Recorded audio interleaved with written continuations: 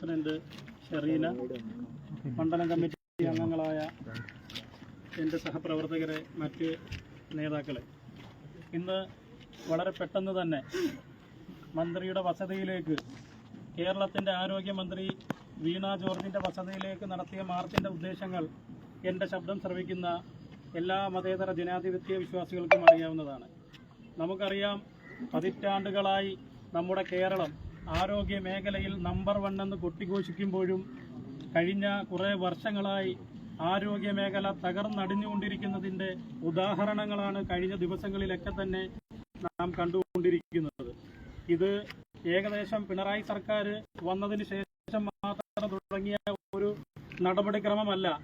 കഴിഞ്ഞ പതിറ്റാണ്ടുകളായി പരിശോധിക്കുമ്പോൾ ഏകദേശം കോട്ടയം മെഡിക്കൽ കോളേജിന്റെ ഒരു പശ്ചാത്തലം നമ്മൾ എടുത്ത് പരിശോധിച്ചാൽ, ഏറ്റുമാനൂർ സ്വദേശിയായ ബിന്ദു എന്ന് പറയുന്ന സ്ത്രീ വളരെ ദാരുണമായിട്ടാണ് ശ്വാസം കിട്ടാതെ മണിക്കൂർ കണക്കിന് കെട്ടിടത്തിന്റെ അവശിഷ്ടങ്ങളിൽ കുടുങ്ങി മരണത്തിന് കീഴടങ്ങിയിട്ടുള്ളത്.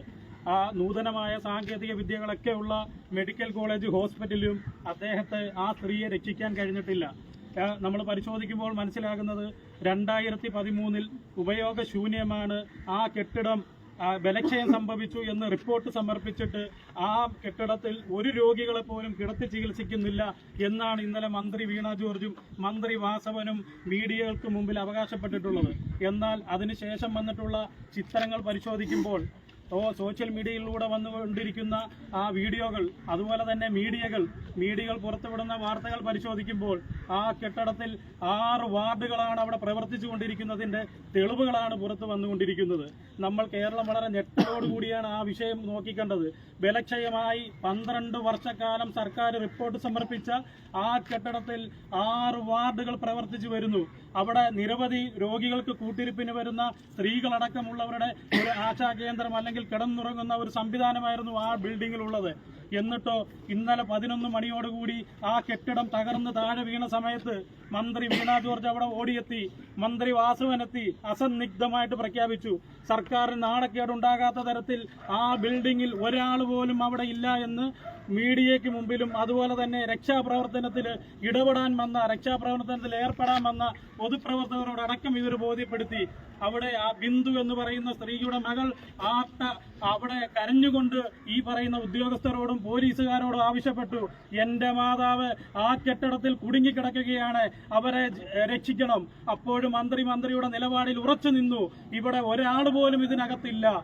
പക്ഷേ ഇന്ന് വീഡിയോകളിൽ വരുന്ന ചിത്രം, നിരവധി കിടക്കകൾ ആ ബിൽഡിങ്ങിൽ, 2013 ബലക്ഷയം എന്ന് പറയുന്ന ആ കെട്ടിടത്തിൽ നിരവധി കിടക്കകൾ, അവിടെ രോഗികൾ കിടന്നു എന്നുള്ളതിന്റെ തെളിവുകൾ, പാത്രങ്ങൾ, കുപ്പികൾ, വെള്ളം നിറച്ച ബോട്ടിലുകൾ അടക്കം, ഡ്രസ്സുകളടക്കം ഇരിക്കുന്ന ഒരു കാഴ്ചയാണ് നാം ഓരോരുത്തരും ഇന്ന് കണ്ടിട്ടുള്ളത്.